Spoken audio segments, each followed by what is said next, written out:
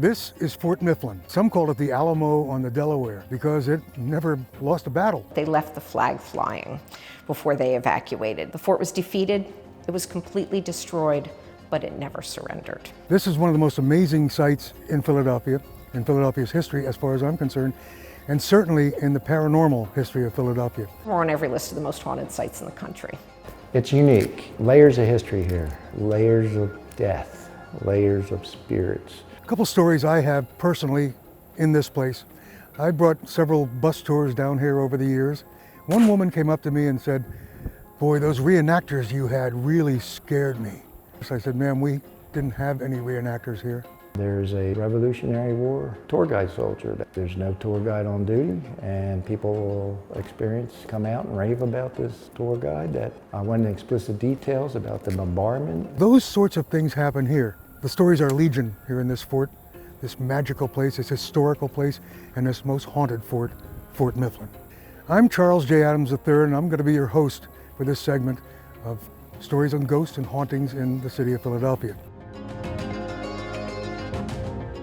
Fort Mifflin is always ranked in the top 10 most haunted sites in the United States. Fort Mifflin actually predates the founding of the United States of America. It was commissioned by the British in 1771 to protect their wealthy colonial city of Philadelphia, just a few miles up the river. They gave John Montresor, the chief engineer in America, a limited budget and told him to build a fort on Mud Island.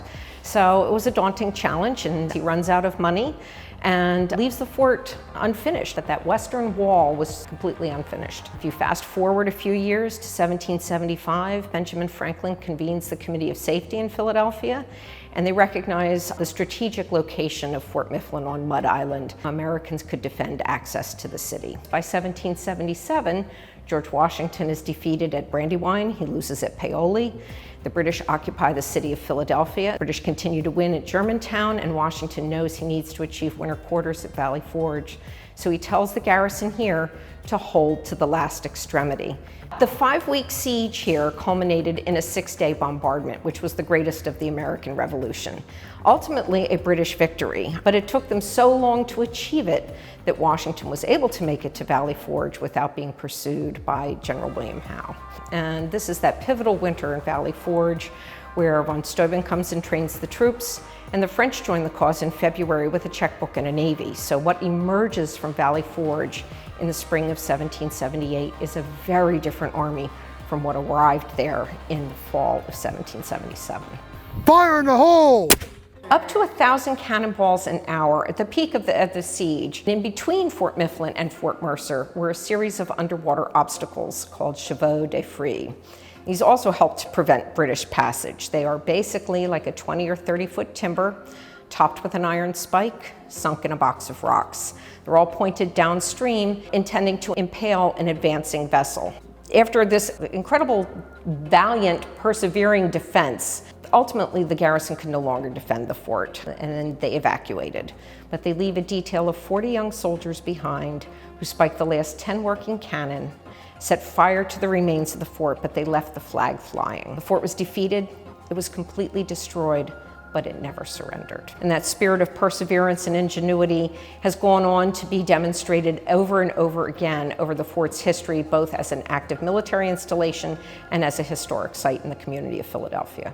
The fort was reconstructed in the late 18th century. It was garrisoned for the War of 1812, meaning it was staffed up to defend the city. It was a federal prison during the Civil War, a naval munitions depot in the early 20th century. There was a Marine Corps barracks. We even had anti-aircraft batteries here in the early years of World War II, just decommissioned in 1954. So Fort Mifflin answered yes every time the United States asked her to serve. Really, the fort is a brick and mortar veteran of 3 centuries of service to our country.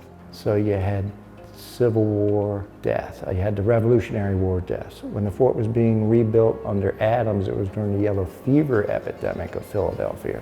So you had the yellow fever deaths. It's hundreds and hundreds and hundreds of deaths that would have happened here. It's unique. Layers of history here, layers of death, layers of spirits. Now every square inch of this place is active. I always tell people it never disappoints. If you come here, something's going to happen. Well, we are in a casemate. If you wondered what they look like, this is it. And if you wonder why we're here, It's because it's one of the haunted spots, or typical of the haunted spots here at Fort Mifflin. These casemates were initially built as bomb shelters under John Adams. And then during the Civil War, these casemates became prison cells. This became a military prison. And in this held Confederate prisoners, Union prisoners, and political prisoners. This particular casemate, casemate 1, is active where anywhere in these casemates you hear footsteps coming up and down the hallways. You can hear moans. There's figures that dart around. Michael is a smaller shadow figure. And we had a medium and we got some EVPs where he identifies himself as Michael. His responsibility was either the waste buckets or getting the food to the prisoners. I guess this was a very vital part of life here in the casemates? It was. You would have had your prisoners in here, estimated up to 50. So this would be their source of heat. We have a spirit that's been seen numerous times here that when there's a fire, just kneeling, trying to keep warm here by the fireplace. As we come down, we're going to pass smaller casemates.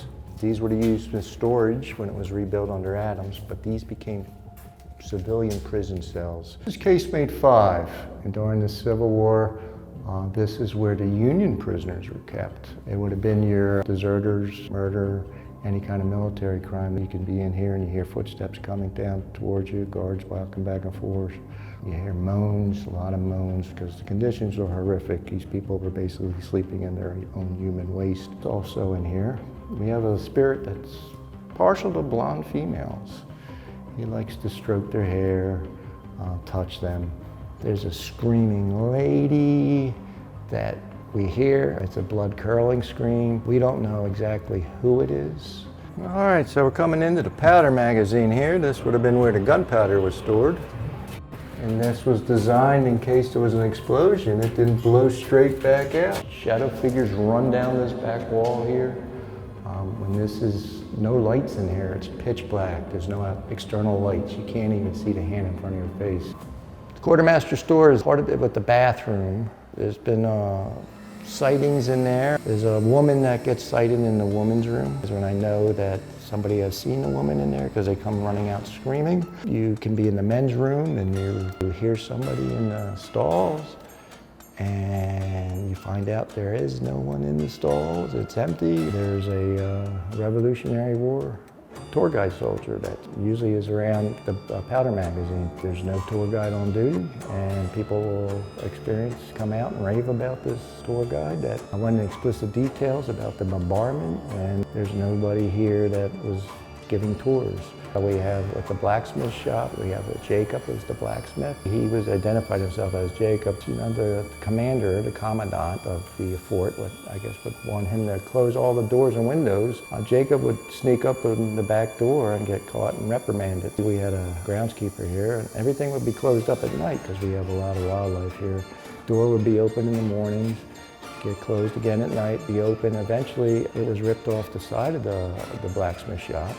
It was re-put up, it got ripped off again. Eventually it was put up, nailed shut, and ripped forcefully off the side of the blacksmith building and thrown up on the hill. And we would tell everybody respect the dead here. It's one of the most hallowed grounds in the country. These guys, held off the British long enough, so, changed the course of history. We are not a haunted attraction. We are actually haunted. We invite people to experience it for themselves. We turn out the lights and tell true stories. We don't hire actors, we don't hang up decorations. So it is, by its nature, the energy is different on every visit. We always try to trace the paranormal experience back to our documented history. So we only tell things that we believe to be true, and we determine what we believe to be true by having multiple people have the same or similar experience in the same location of the fort.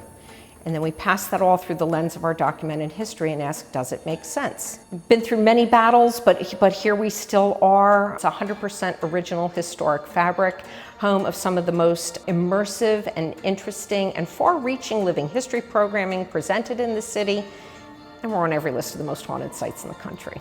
It's a great place for history. We have a lot of nature here. It's something for everybody if you want to come out to the fort. It doesn't have to be paranormal. But if you come out, if you're not here for the paranormal, be aware of something might happen.